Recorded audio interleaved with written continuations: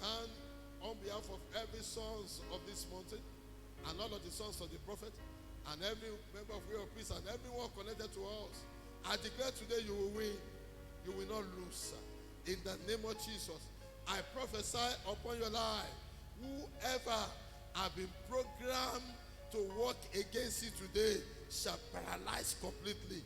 I prophesy, whoever have received command to move you forward today, that person will move you forward. In the name of Jesus, I prophesy, as the day break forth, you will break forth. You will break through on every side.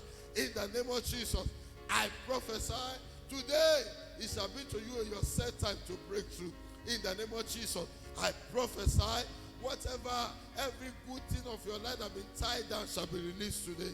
In the name of Jesus, I prophesy, your destiny helper that has been tied down shall be loosed into your life today. I prophesy, in the name of Jesus, no evil shall befall you today.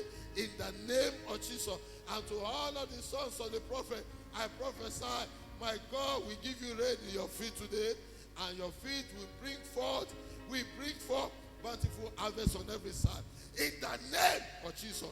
And I declare your coming out, your going out, and your coming in is protected now and forevermore.